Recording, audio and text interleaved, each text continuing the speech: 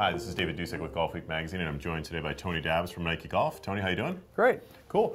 Let's get right into it. Vapor, the drivers in the woods and such like that, they were released a little bit earlier this fall. A lot of tour usage. What can you tell me about the Vapor Pro driver that we've got right here? Yeah, so the Vapor Pro driver, which is this is the one that Rory's playing with. He put it in play at the Ryder Cup, as many of us know. Yep. So what this product is sort of our next generation of covert cavity back technology. So the cavity back technology is a signature technology of Nike.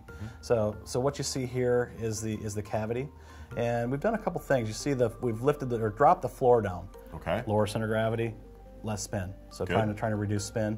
But we've also added these fly beams here. So the fly beams are really a structural element. Fly beams, I-beam. Okay. So very similar to building a skyscraper. So the structural element here to really stiffen up the back of the golf club. Okay. So we want to basically eliminate all motion, all vibration that goes beyond the face, as much as possible. So in this case, we've stiffened up this back, and we're trying to channel the energy in a channel. Into a channel, okay. Into a channel. So basically moving energy in this particular area and towards the face, and creating a very efficient strike, and ultimately giving more distance, through how we structure the golf club. Gotcha. Tell me really quickly about what this channel actually does for the Nike drivers. And again, there are three of them. We're looking at the Pro. There's also the Speed, and there's also the Flex. But what is the role of the channel? The channel is actually flexing. So it's flexing. So in this case, it's we have a couple different ones. So in a driver, you see it's sort of thin in the middle. So it's gonna basically flex in the center, and especially in a low face. Okay. The low face shot. So more speed in the low face. And then here on the heel and toe, it's a little bit deeper, so we're trying to speed up the heel and toe in the low portion of the face. So protecting ball speed on off-center hits and making it more forgiving. You don't lose a lot of distance if you don't hit it right.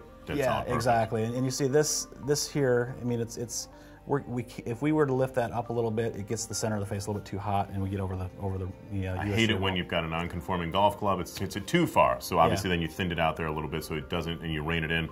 You don't have that problem out here, so you can go a little bit deeper. Absolutely. Cool. Absolutely. You've got an iron over here as well that's in the Vapor line. What can you tell me about this guy? Yeah, so this is the Vapor Pro Combo. So this is just that. It's sort of that Pro Club. It's sort of that intermediate product that played on tour, but played by us. Okay. To be fair, this is a product that is played by Nick Watney, and actually 60% of our players on tour are playing this product in some way, shape, or form. But to be fair, while it has all the tour lines, a very streamlined top line, and a great shape about it, I'm very comfortable for somebody up to an 18 handicap playing this golf club. Okay. It's that easy to hit. Gotcha. Modern muscle is something that sort of came out of when this releases. Can you explain to people who may not be familiar with it, what is that concept? What are you trying to achieve with it? Sure. So modern muscle is really the shaping that you see through here. Okay. So it's really thinning out sort of the heel section and trying to move more weight into the low toe. And what does that do? So it's really balancing the golf club. I mean, it may look like it looks visually like it might be toe bias. It's not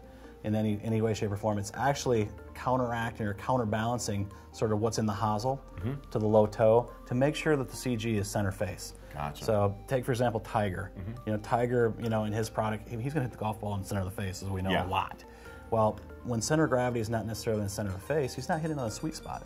So it's not a perfect strike. It's not a perfectly efficient strike.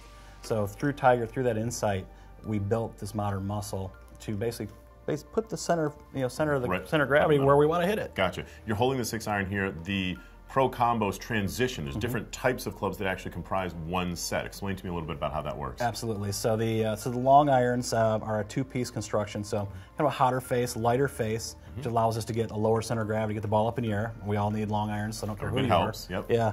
And it also has a resin piece in the pocket.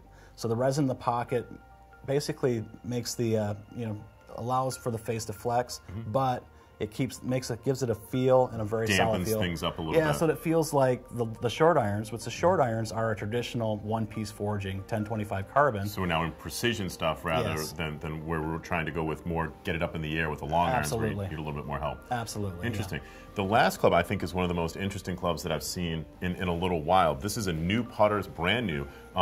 Talk to me a little bit about what Counterflex is all about. Yeah, so Counterflex is kind of sort of our take on when the belly band happens and how to allow people to putt better that struggle with a standard length putter. Right. So counterbalancing helps smooth the stroke out. It kind of takes the jab out. But what we've learned is that the way that counterbalancing is traditionally done, which is basically heavy head and put weight. A lot of weight up top. Weight up top. Well, we look at it a little. We've looked at it and we've built a different deal to where, if you could hold that up, David. Sure.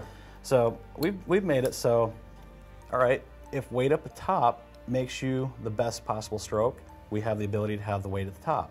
But what we learned through our research is that only 30% of players that we tested in basically a high, low, or mid and low position were best when the weight with it up top.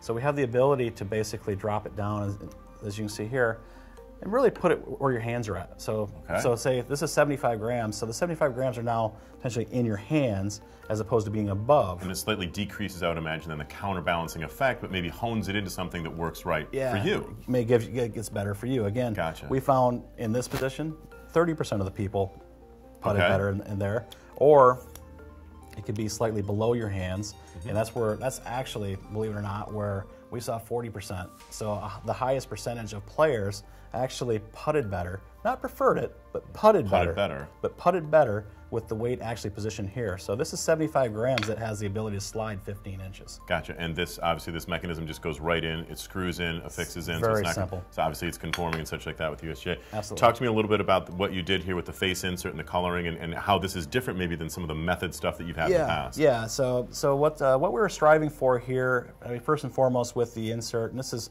across both new putter lines, the Matter and the Converge, is we've added a new resin, a resin insert. Gotcha. So it's actually, so resin is, you know, a material that's synonymous to us through the golf ball. Came out through the golf ball, right? Absolutely. So the resin material, we have two different durometers. So we have a harder durometer and a soft durometer. So we're actually doing what the polymetal grooves did in the past. Okay. But we're doing it through polymer, which is going to give a much softer feel, nicer feel. So that's that's the roll part of it. So we're going to get the roll that people expect out of a method putter. Then you can see here in the back where this is the Converge, and this Converge putter is a 3-piece product. Okay. So you've got this hosel, the face, and the sole are actually one piece. One big piece, right? Okay, and then you have sort of the weight member. So this weight member is a separate piece, and it sandwiches. Right, that's the darker section here that's sandwiching this red section. And that's resin. Yeah, and that's resin, but it's a very soft, pliable resin.